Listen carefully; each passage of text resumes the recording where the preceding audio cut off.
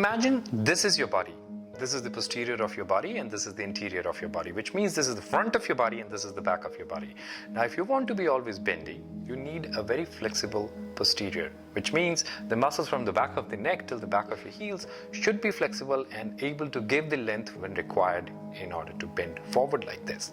Now, imagine the muscles at the back do not have that kind of flexibility and they're tense. Let's say if I'm pinching here to show the tension along the muscles, your body's not going to be very happy bending forward because it doesn't have the length it needs to bend forward. So if your goal right now is to improve your forward bends, one thing you should definitely do is the backward bends.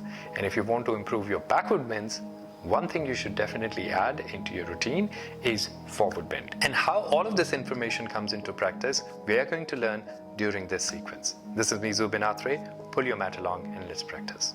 Super, let's get started. So you align yourself right in the center of the mat with equal space on your right hand side, equal space on your left hand side, hips always in line with the border of the mat at the back. From here, you're going to start working first with your hips so that we can then work on the backward bends. So put your hands onto the floor at the back and bring your feet in front. So your feet will be as wide as your hands are at the back, which is a little wider than your shoulders are. From here, you're going to just simply drop your knees down to the right hand side. Keep your hands where they are. You will notice that your left knee folds towards the right heel.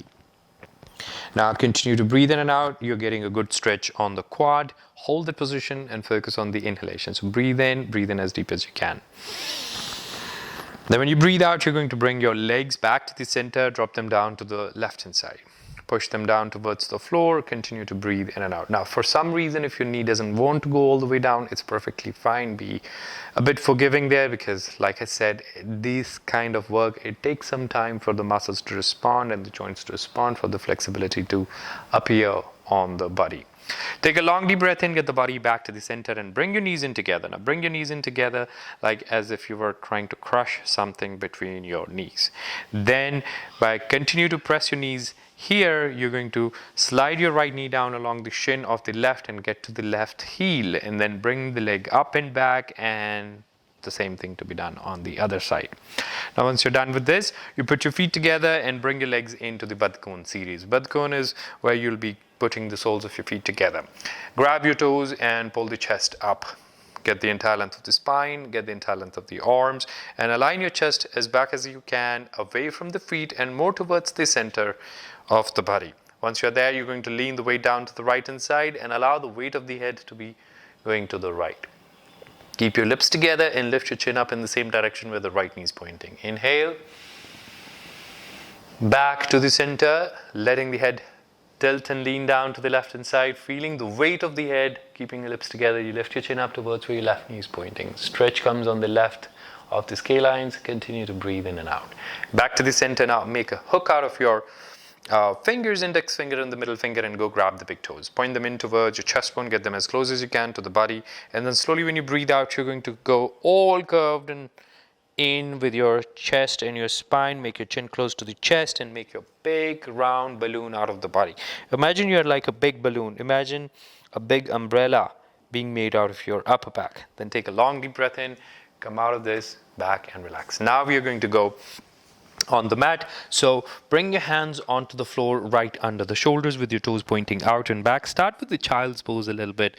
Now imagine your hands are not going to move from this spot for a long time. So you get yourself to go into the child pose and make sure that your knees are not too close. If the knees were closer, your chest may not get all that space it needs to go down. So knees wider, feet together, toes together, and arms reaching out. Forehead down onto the floor. Continue to breathe in and out, roll and shift your body weight from one side to the other. Take a long deep breath in, look towards the hands in front or look towards the edge of the mat on the side. Then pull a long breath in and unfold the body. Toes would continue to point out and you begin with a very graceful backward bend. Elbows all pointed in towards the body, shoulders open and wide, chest coming up and out. Now a common mistake here is for people to sink down. Now, this is wrong at so many levels. First, it doesn't let the blood circulate the way it should be. So keep the neck out of the shoulders. But also sinking down with your head into the torso is going to bring the pressure on the spine you actually don't need. So hold this position up and tall like this. Keep your lips together and lift your nose up. chin up, and breathe into the pose. This pose is all about the inhalation, so make the most out of the breath which goes into the bottom of the lungs.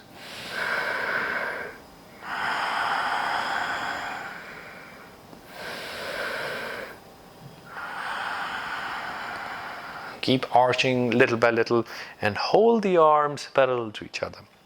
One other mistake a lot of people do is to have the hands not under the shoulders, which means you'll be working more and you will get easily tired while holding this position. So if you want to hold this position, make sure that your hands are right under the shoulders and they're not either too in front or too towards the hips.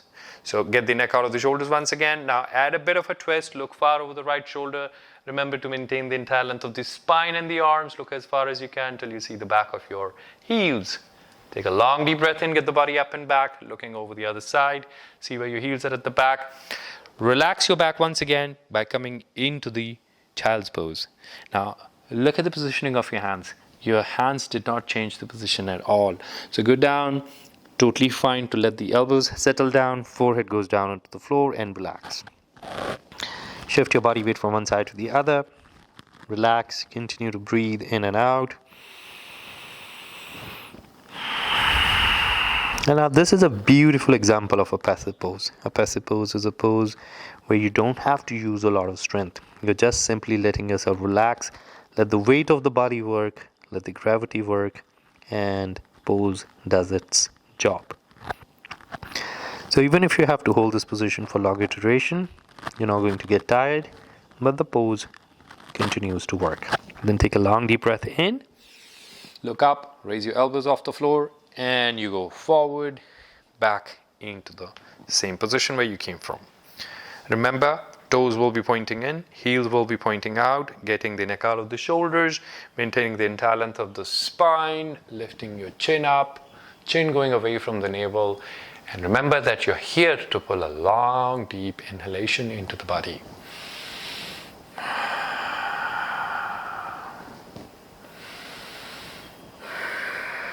Now for a little bit more of a challenge, you're going to let yourself bend your legs and put your feet together. Now it's perfectly fine if you feel that your thighs are getting a bit cramped here. It's totally okay. Hold this position. The position is called Purna Bhujangasana, also called full cobra. If you feel too bendy today, it's perfectly fine to bring your feet a bit further in, closer to the hips or towards the head. Then from there, when you breathe out, you're going to keep your knees exactly on the same spot and just drop your feet down towards the side. You remember like the same movement what we did right in the beginning. Look over the shoulder, see where your feet are, and then you do the same thing on the other side. Continue to breathe in and out. When you breathe out, you get the body back to the center, point your toes back in, and lift yourself up in a position that looks like this. So it's not exactly Parvatasana. Your fingers, hands, if you remember, they are still exactly on the same spot.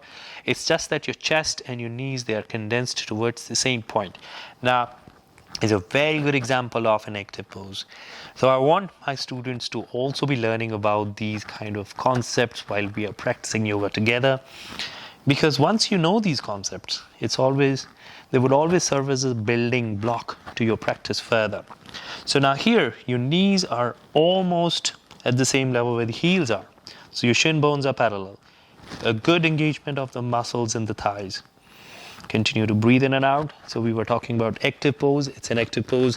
This is also an active pose. A lot of strength required to hold this position. You continue to breathe in and out. The body is in plank where the heels, the knees, the hips, the shoulders, all are in one straight line with each other. Now when you breathe out, you're going to bend your left leg and bring it in front. And bring the knee close to the left hand. And push it further out towards the edge of the mat on the left hand side. And the right foot is going to point out, and you want to wiggle your toes out away towards the edge of the mat on the other side. Now here, you want to come up on your fingertips. Now, hips are sinking down, but you're still gaining the entire length of the torso. There's a beautiful, graceful backward bend in the spine. You're going to lift your nose up, chin up, and breathe. And as you breathe out, you want your left elbow to now settle down onto the mat. Be totally patient. Take your time in going down towards the floor. Now once you are there, once you have your elbows settled, you might still feel some stiffness around your neck and your shoulders. We know that it's always a good idea to remind yourself to relax those muscles, because sometimes what happens, the muscles, they continue to give their strength even when we don't need it. So we might sometimes find ourselves doing this for no reason. So relax this, let the blood circulate, and continue to breathe in and out.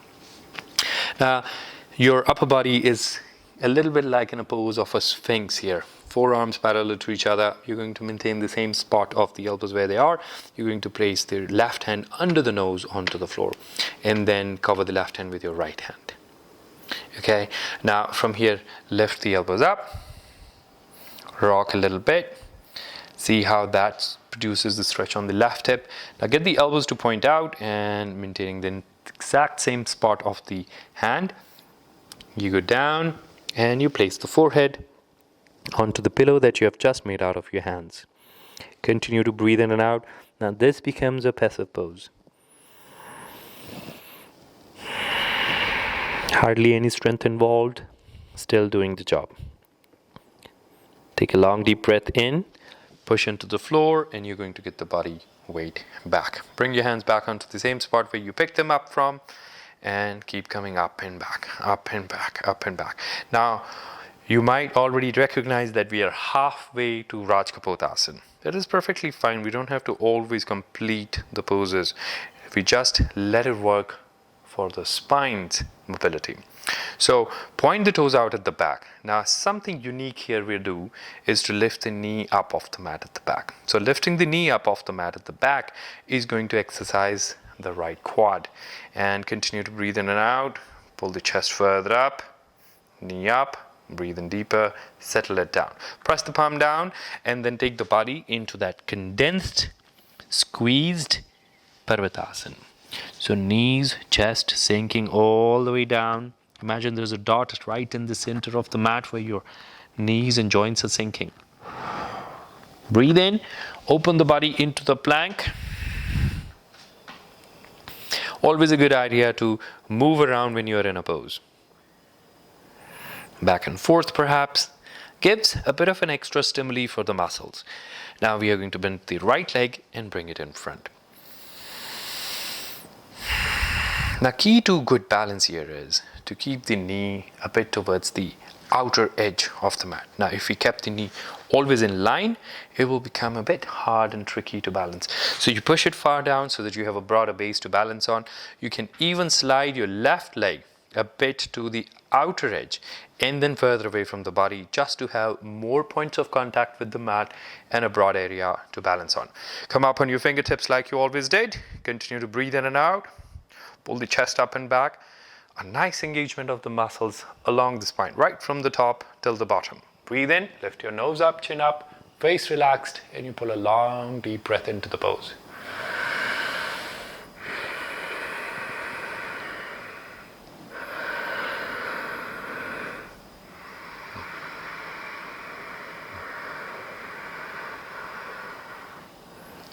Move around a little bit into the pose, moving your weight from one side to the other, allow it to work.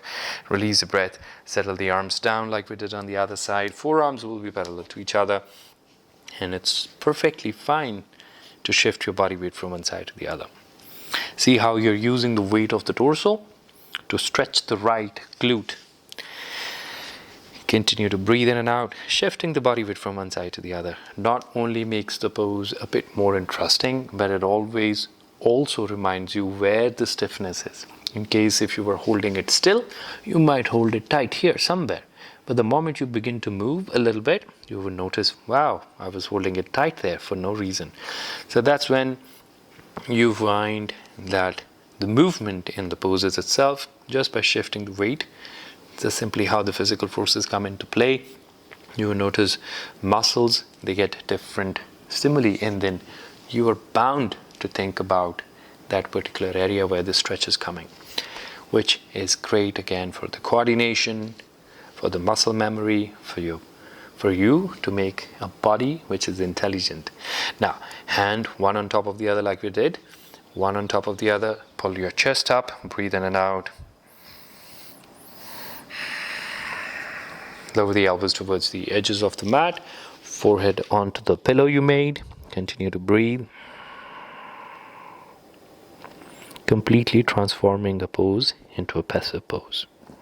And you bring yourself out of this position. This marks the end of the sequence, which is perhaps not very easy to remember. If you find it tricky, save the video, share it with your friends. If there are more topics you want us to discuss and break it down to make it simpler, do let us know in the comments. This is Uvinatre signing out.